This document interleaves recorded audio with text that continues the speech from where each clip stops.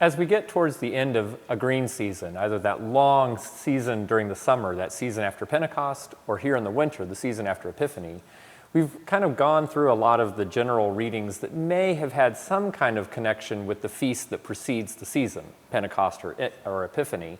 And it seems like there's a little bit of a grasping at straws to get some readings that kind of go together.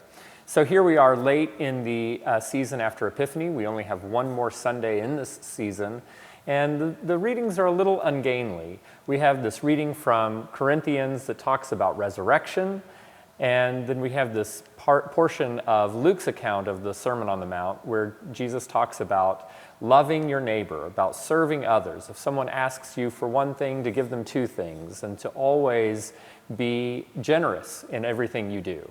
So we have a couple of fairly diverse readings that we have to kind of wrap our arms around, as well as a collect of the day, which is a little bit difficult in its own way. So we have been talking about love here recently. Of course, we had the 1 Corinthians 13 passage a few weeks ago. Last weekend was the weekend around Valentine's Day. And here again, with the gospel reading, there's so much in it about love, loving your neighbor, showing God's love in the world. And that really does kind of shape who we are here at St. John's. So we're going to walk in on Sunday morning singing, "Lord, whose love through humble service bore the weight of human need," which really talks about how we learn from Christ how we can reach out in all aspects of our life in love for all of those around us. And in our hymnal, this very powerful text is matched with an equally powerful Welsh tune, Blen Hafren, which originally was probably accompanied on a harp and would have been some maybe kind of a ballad, would have told a story, but here it tells the story of God's love in the world.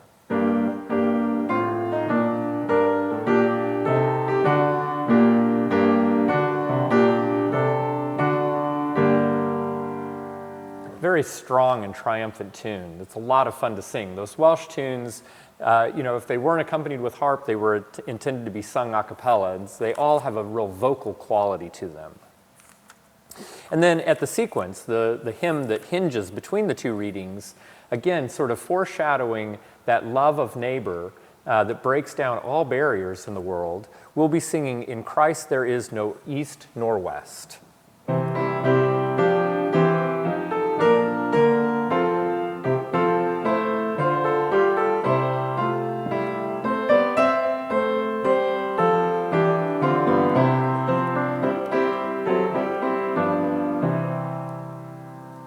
It's interesting, we think of this as an African-American spiritual tune, and it certainly does have some connections with that, although it kind of reaches further back in sort of a historical curiosity. It does seem that the Fisk Singers, the Fisk University being one of our oldest traditionally African-American colleges, the Fisk Singers sang a tune that's pretty much this melody with some different words. And they sang that on a tour of Great Britain, of the British Isles, and it became apparent that it has more than just a passing similarity to a very traditional Irish tune. And one of the most important Irish composers who spent most of his life in England, Charles Villiers Stanford, was the one who pointed that out. And then Harry Burleigh, who did so much work in preserving the spiritual tradition in this country, he was the one that adapted it and fitted it to these words, which are not the spiritual words at all. It's actually a poem that was written by a Congregationalist in London, "In Christ there is no east nor west." So the tune kind of seems to have maybe originated in Ireland, probably brought over and sung by who knows who settling here, and then African-American slaves apparently adopted it for their own, and then Harry Burleigh then finally kind of put it into the form that we know it. It's interesting to see all of that lineage that a tune like that can have. And of course, we have some really wonderful choral anthems and other great hymns for you. We invite you to share in Christ's love with us here at St. John's this Sunday as we celebrate this penultimate Sunday after Epiphany.